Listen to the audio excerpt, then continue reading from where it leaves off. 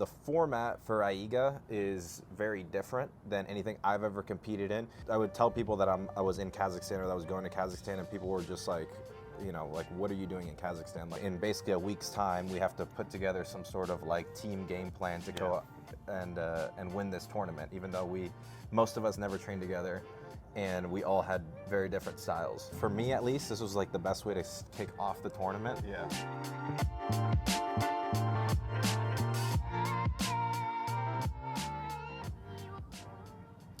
What's up, everyone? Giancarlo Bodoni here for another video. I'm here today with my good friend, Luke Griffith. Start that again.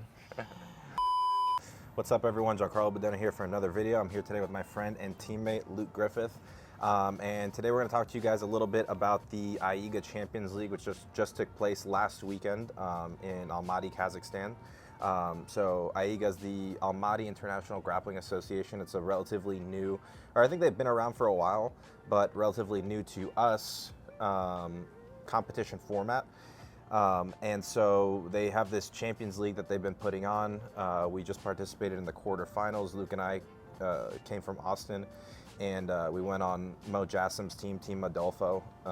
Mo Jassim's head organizer of ADCC, for those people that don't know. And he put together a team of basically all ADCC style competitors and grapplers from this part of the world to go in and compete at AIGA. Luke and I were just there, and we had a pretty awesome experience. We had a whole full week there in Kazakhstan.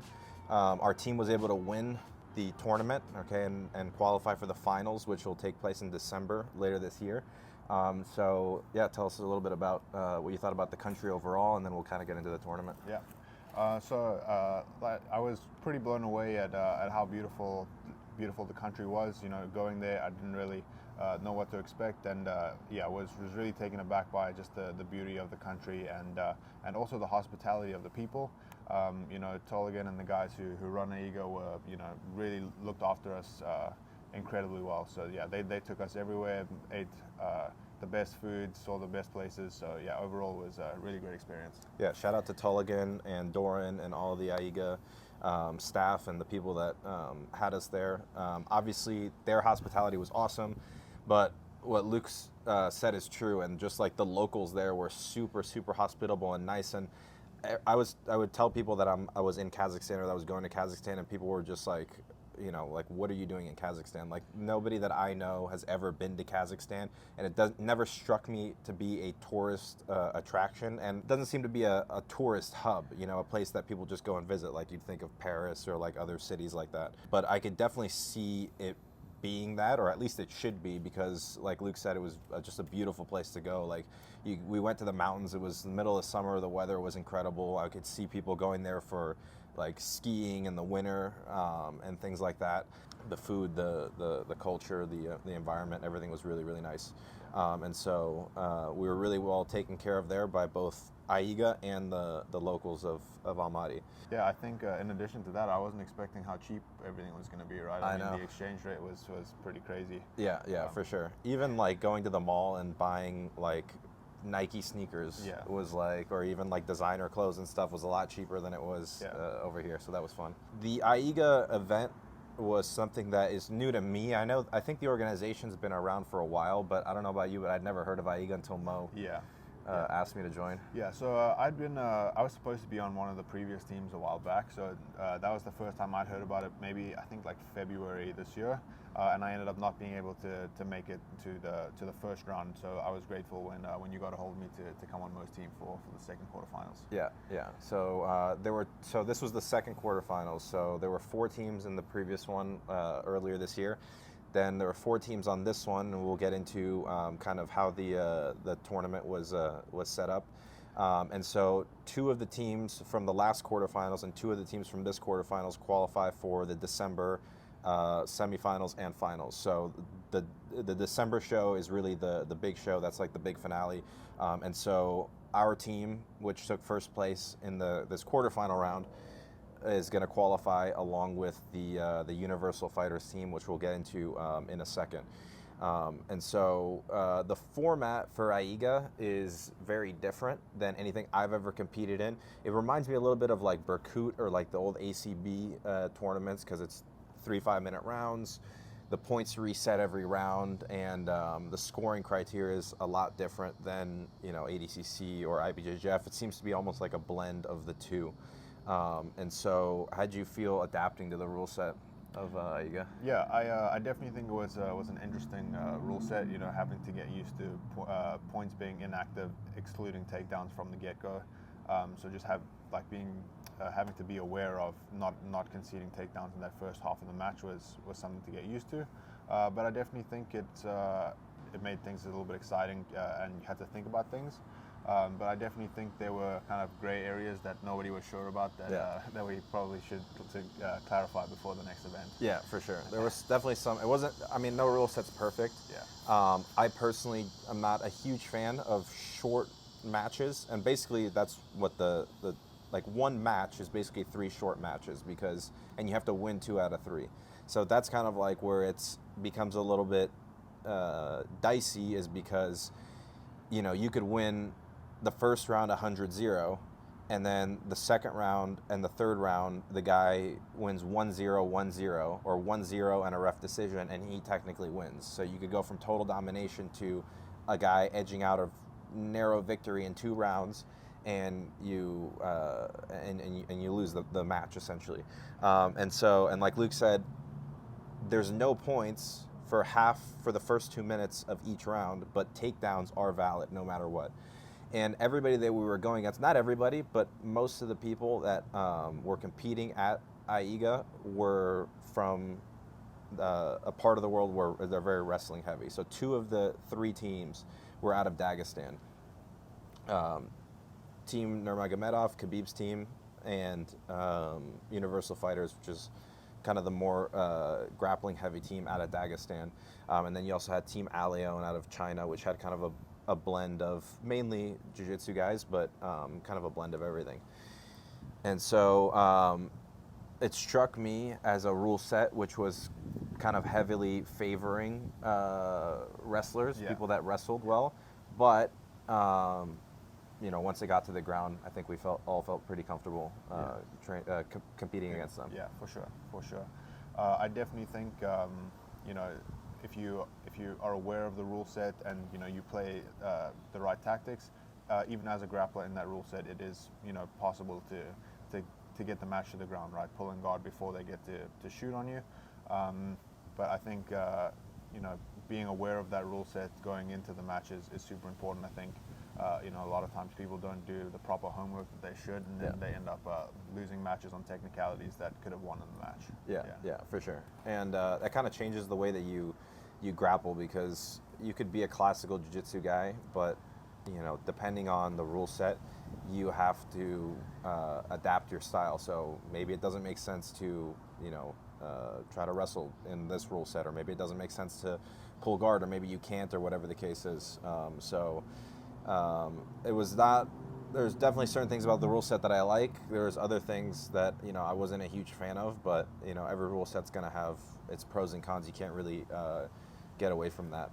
Another thing that I thought was interesting too is that there were 2 teams out of Dagestan, and Dagestan obviously is it's a part of Russia, but it could basically almost be considered its own country. Yeah. And they're like Dagestan is known for its wrestling, and over the years is basically like a mecca for freestyle wrestling. Yeah. But also has been put on the map lately with MMA, and now you have grapplers coming out of there, more just submission grapplers. Yeah. So I think for a lot of people, even me before this tournament, considered Dagestan just to be like, the Dagestanis, and everybody's from Dagestan, they all like train together and from the same team. But we fought 2 teams from Dagestan, and from what I understand, they're kind of like rivals. They don't train together, and they respect each other, but they're not really, friends. Yeah. So I thought that was cool, and Dagestan's a huge place, so I'm sure there's going to be a lot of other grappling gyms and a lot of other tough grapplers. I mean, there's already tough grapplers that come out of there. Yeah. So it was pretty interesting to compete against those guys and just get to feel what the hype is all about, because they're pretty well hyped for their toughness and their wrestling and things like that. And they certainly were tough grapplers, but it was definitely something cool to see, and just to kind of see that there are that it's just like any other place. There's different gyms and there's rival gyms and things of that nature.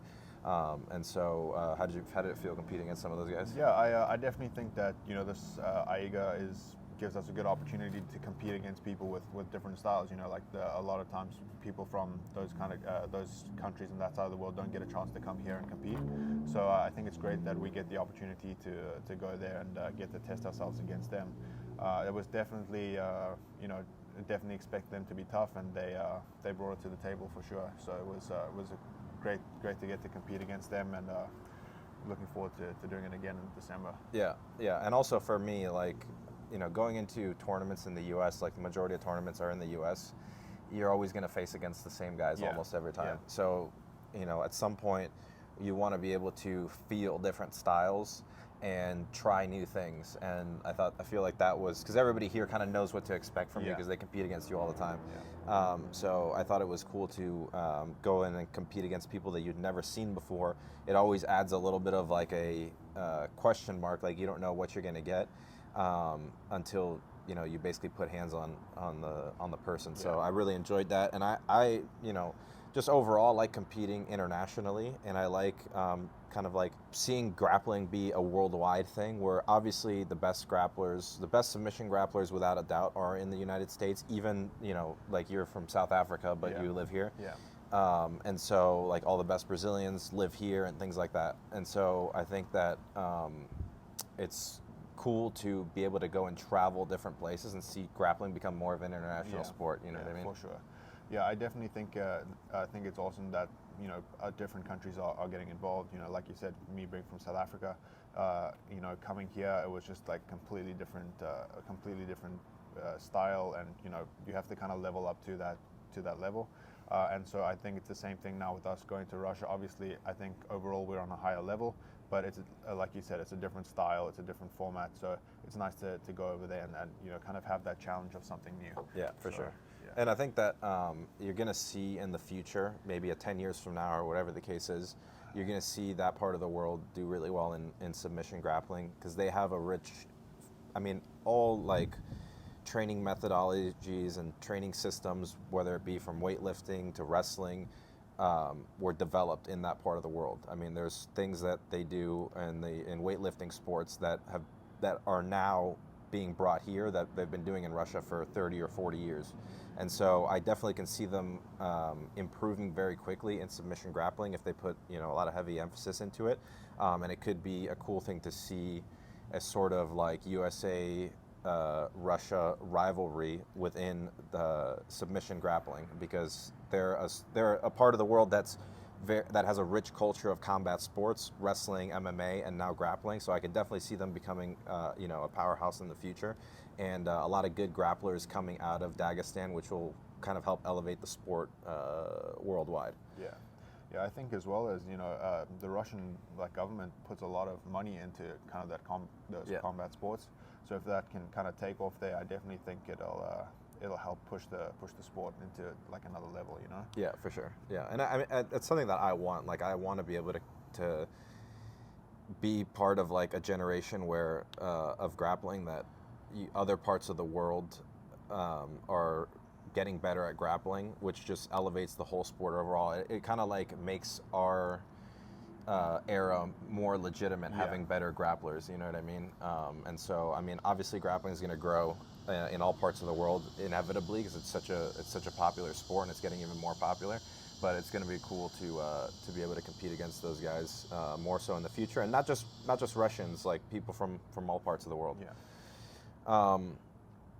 So our team, the Modolfo team. So Mo called me and asked me to be on the team, and he called a bunch of other people, Luke as well. And so me and Luke were the only ones that ever trained together prior to being there. I trained with Dante Leon before. I trained once with Kolabate when he came to visit us here in Austin. But everybody else was kind of a mystery. And so it was interesting, because you had a whole blend of different training styles, a whole blend of different just stylistic matchups, and in basically a week's time we have to put together some sort of like team game plan to go and win this tournament, even though most of us never trained together. and we all had very different styles. So what was your, I guess, how did it feel like kind of that last week of preparation? Yeah, I think what we did was pretty good. You know, I think not trying to change everybody's game to try and be exactly the same. You know, I think in 1 week with people coming from different styles and teaching systems to try and make everybody the same is impossible. So I think, you know, with Giancarlo being the team captain, he was pretty smart, and he's like, you know, everyone just did their own drilling together. So there were a couple people who were from the same team. Obviously, Cole and Zach kind of the same team. Myself and Giancarlo from the same team. Dante and John Hansen. Obviously, there's a different difference in weight there. So you know, a lot of people kind of gelled together pretty well, and so we would just kind of set up our own drilling like that, and then do the rolls together. And I think it was quite interesting to see all the different styles rolling together. You know, without kind of that competitive element to when you're actually competing. You know, getting to see those different styles match up. And I think we did a pretty good job overall getting everybody, you know, to gel pretty well before the tournament. Yeah, definitely. Everybody, you know, got along really well, and there was a pretty good synergy of like personalities. Even though, like you said, we come from all different parts of the world and all different training cultures, and so I think, you know, everybody got along well, and it was really more so just kind of like everybody keeping their, or at least, you know, Mo was asking me to like run practice and do stuff, and I was like, look, we're not gonna be able to change, you know, styles in games in a couple of weeks, but what we can do is kind of just give a basic strategic overview, get everybody to understand the rules, and mainly just like that last week, just keep everybody's bodies active, fresh, and, you know, myself and a couple other guys had to cut weight, so that was really just kind of like that's basically the way that I normally approach competition week anyways, is just usually I'm doing some sort of weight cut, so I'm worried about, you know, eating good, sleeping good, which was a challenge in Kazakhstan for sure after the travel and the jet lag, but eating good, sleeping good, and sweating every day, and just basically, you know, keeping what you already do very well sharp, just kind of like having your body reacting properly, keeping your, you know, muscle memory essentially to the techniques that you already know, and not really trying to like learn new things. We did discuss strategies and things like that, but mainly everybody just kind of drilled whatever they were comfortable with. We rolled, and everybody had their own pace. It was pretty interesting to see. Like me, I was going super light. Like me and Luke, the first like 2 days basically only drilled. Yeah.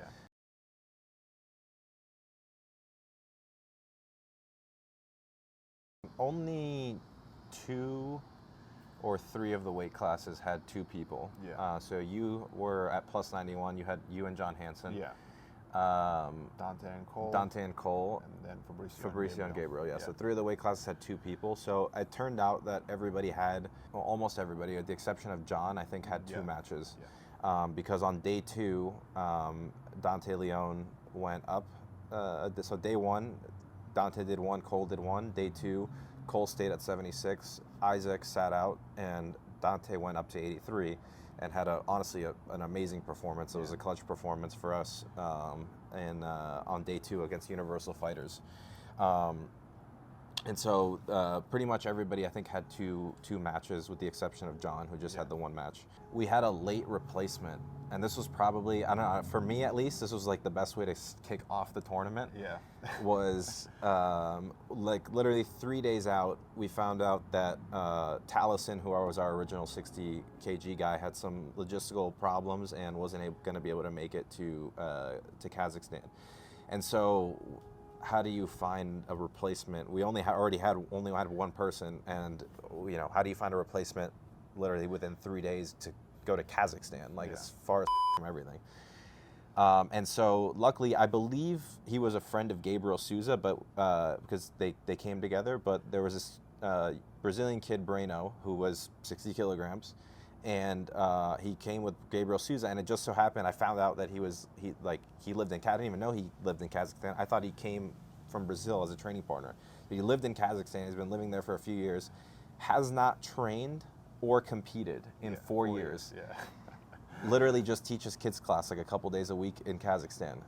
And he was like, we were like, hey man, like we need somebody, like will you do it? And he was just like 100%, let's go. He didn't he take an MMA fight? Yeah, so I believe I was scrolling through his Instagram and I saw that he took an MMA fight on 3 days' notice after never training MMA in his whole life. Never trained a day of striking in his entire life. Yeah. And took an MMA fight on 4 days' notice. So like 3 days' notice, jumps in at 60 kg and no training camp. Literally, he's been training with kids for like 2 or 3 years. Comes in, and was he the first match on day one? Yeah, he was. Yeah. No, so I was the first match. He was the second match. He was the second match. Yeah. So Luke submitted his first opponent, and then Breno goes, and I've literally never seen this guy train or compete, so I have no idea what to expect. But from the get-go, he just starts scrapping, arm drags, Kouichi snap downs. Who was his opponent? We were Leon. Yeah, Leon. So it would have been Gary Tang, I believe. Yeah, I think it was Gary Tang, Yeah. who also I didn't know much about, but they have just this like back and forth war, and they're scrapping, and like Breno had no training camp whatsoever. You could tell his gas tank was a little bit, wasn't the greatest. Yeah. But he was a freaking gamer, dude, and we were like so hype in the corner. Literally, just met this guy, a couple days before. And everybody's in the corner like screaming, Breno. He was like the MVP of the whole tournament, and it was super cool to see that. He ended up winning that match. It was a narrow victory. He wasn't prepared to go 3 5-minute rounds that hard, but he came through and did the best for his team. And unfortunately, he wasn't able to win the other matches, but he came through with a crucial victory for us on day one. So that was honestly like one of the highlights of the tournament for me, was just to see him go start scrapping from the beginning. Yeah, he definitely left it all out there. I'm pretty sure he got his leg broken in the second match of that day too. And he just ended up competing the second day anyway. Yeah. So yeah, he definitely left it all out there for us. Yeah.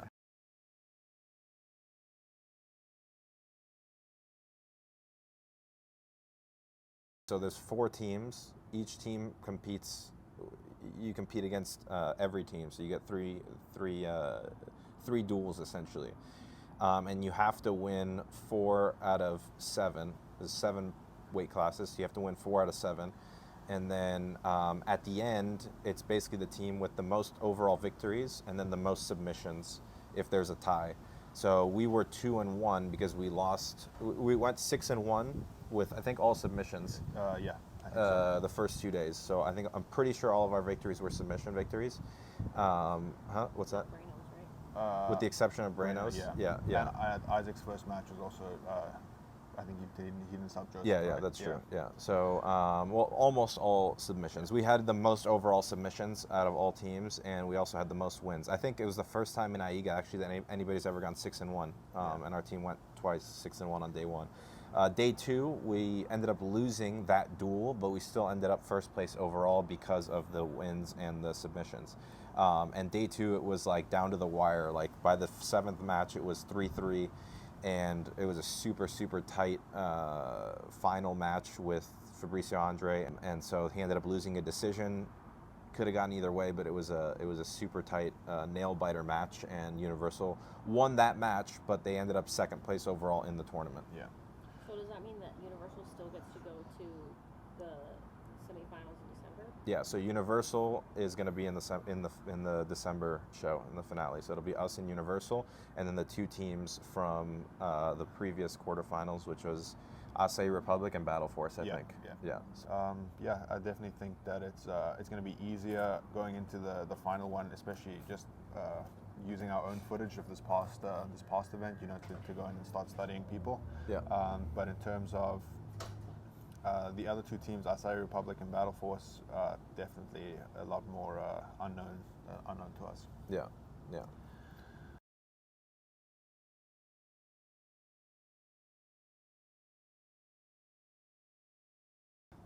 I think everybody's dying to know what happened to Luke. Yeah, I think I'm dying to know what happened to me. So I had 3 matches, you had 2 matches. So the first duel we had was, on day 1, we ended up having 2 duels. We went against Leon, was our first one, the team out of China. And we went against Team Khabib Nurmagomedov out of Dagestan. So my first match was against a guy named Kamal. I think he's a Lachlan Giles black belt. And basically we knew that that team would be a little bit more jiu-jitsu heavy. They had, that guy's a Lachlan Giles black belt. They had Joseph Chen out of B team. They had Kenta, who's been to ADCC. So more jiu-jitsu submission grappler styles, as we knew that the other teams would be more MMA wrestling submission grappling style. And so I expected my opponent to pull guard. He ended up pulling guard as I figured. He tried to play kind of like a knee shield game. I thought he would want to pull me into leg locks. He ended up going to kind of a reach around half guard scenario. In that position, we were kind of stuck there for a little bit, and I knew that I just had to kind of prioritize keeping his leg trapped in half guard, just prioritize my knee position, which is something that I learned after doing ADCC Dallas Open. I remember talking to John after that tournament, and I felt like I was losing chest-to-chest pins a lot, and he kind of pointed out the fact that I was prioritizing upper body grips as opposed to knee position at the lower body. And so something that I learned and was able to implement in training, and it paid dividends in that match, especially with him doing that reach around. I just emphasized more so on not letting his knee come free and him being able to high step to a knee and eventually start looking to attack my back. I just prioritized knee position and was able to eventually break him down, hit a reach around or a reach back crossface, take his back, and get to a rear naked from there. Your first match was pretty similar. Yeah, so my first match was against Kaya Rudolph, also from Australia, I believe. I think he's a brown belt. I'm not sure if he's under Craig or somebody else. Started the match out pulling and ended up coming on top, passing his guard, going straight to mounted position for a while.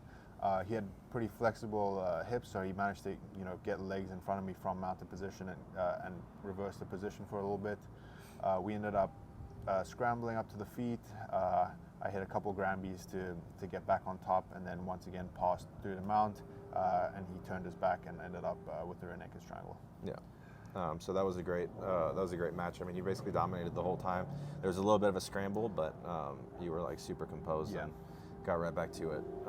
So second match, I went against Khabib's guy, Murad. I don't remember I'm blanking on his last name right now, but he's undefeated at 1FC.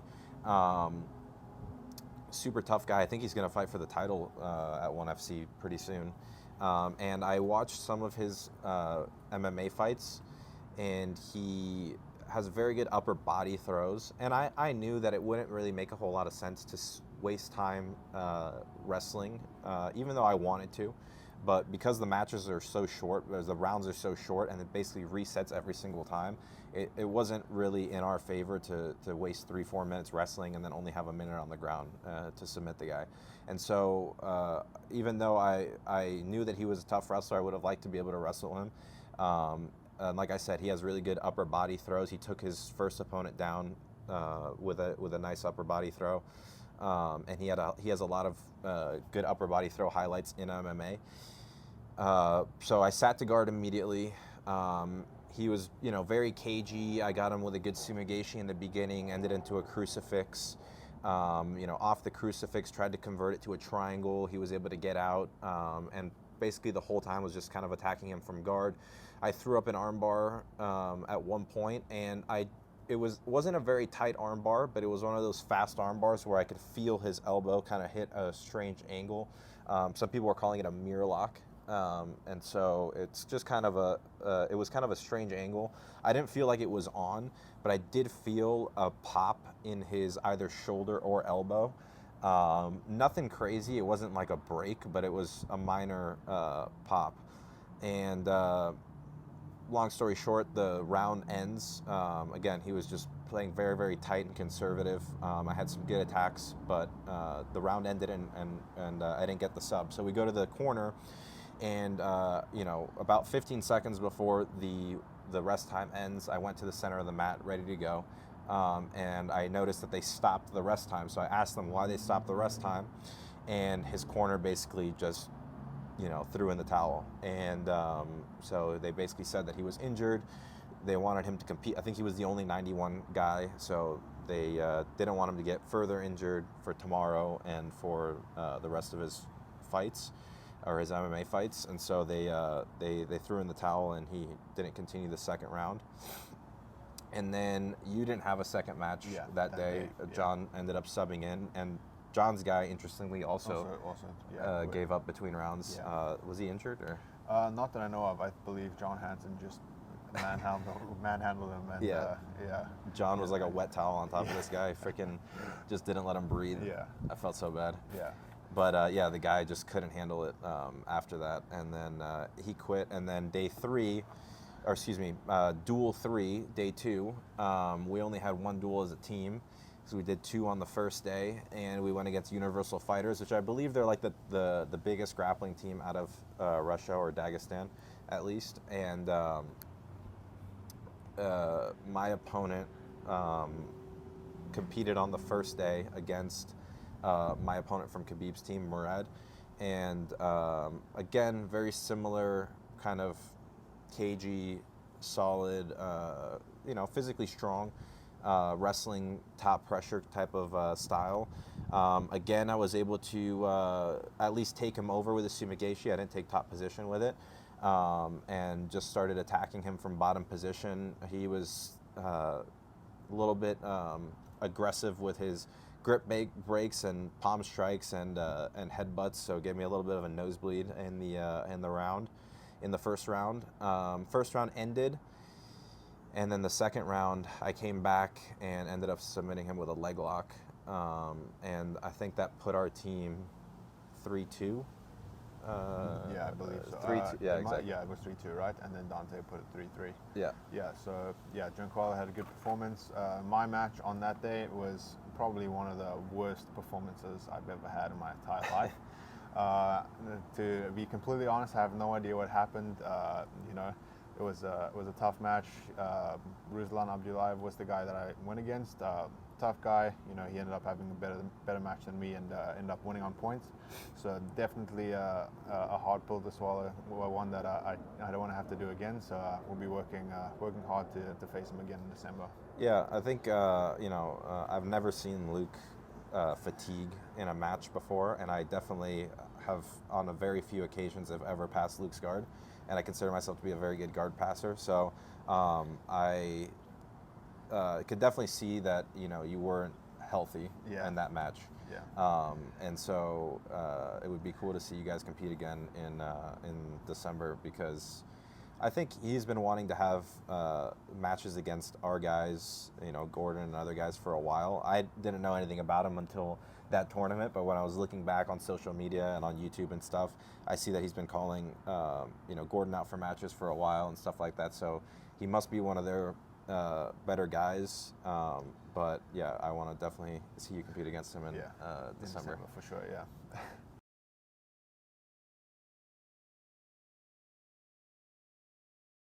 The sauna experience was absolutely great. We went in some of the traditional Kazakh saunas. So the first one we went to was kind of about a 2-hour drive away from where we were staying, into the mountains, and a nice traditional place with their huts. I don't even know what you want to call them, and then a couple sauna houses. Saunas are pretty different to the ones we have here.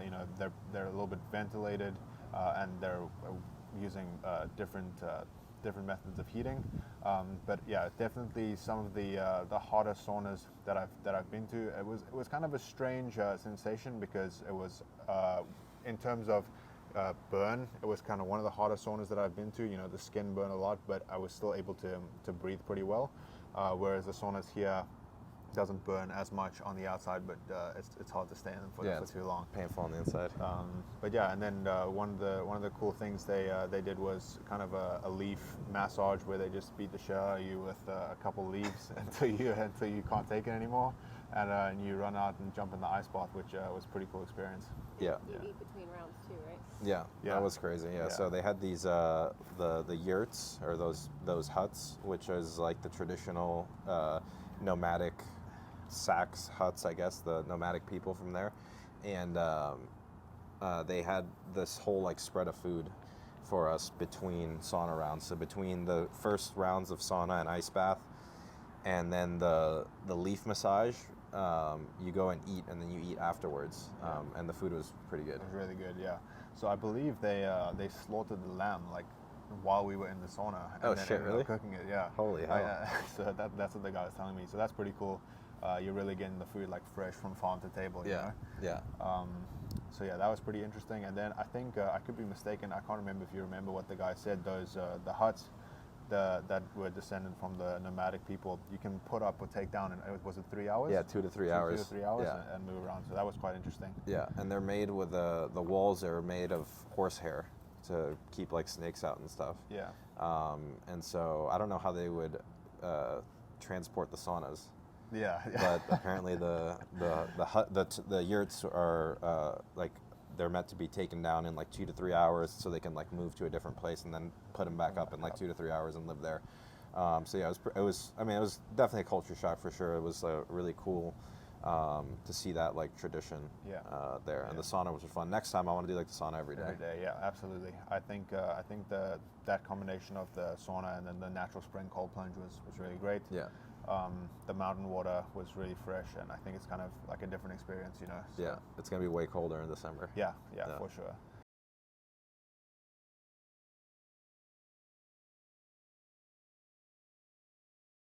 Hopefully, Turkish Airlines ups their customer service and stops delaying flights. I know. Yeah, we literally every single flight we had on the way there, and for Luke, every single flight on the way back. But for me, every flight besides the last one was delayed by several hours. So what was going to be like a 25-hour trip ended up being like a 40-hour trip. Yeah. And it was exhausting to say the least. Yeah, for sure. It's definitely one of the wilder travel experiences I've ever had. The travel itself was harder than the actual tournament, to be honest with you. But I will definitely like book my own flights, and I'll pay for first class. I don't care. We got stuck on middle seats the whole way there. The whole way there, Yeah, it was the worst. Yeah, no, definitely overall though, great trip. I mean, we got to meet some good people. Teammates were good.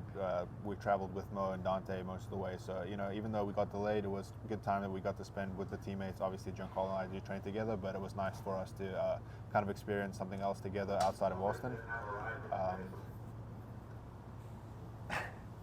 Fucking Big Dan. Big Dan.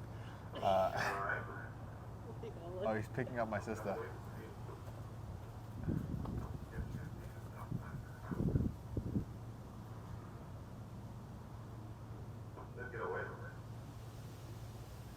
Hold on a sec. Do you have a new car? Yeah. He has a new car like every other week. Yeah. But yeah, why anyone would want to go to Kazakhstan? I didn't know why I would want to go beforehand, but it was definitely cool, so I can't wait to be back. Yeah, for sure.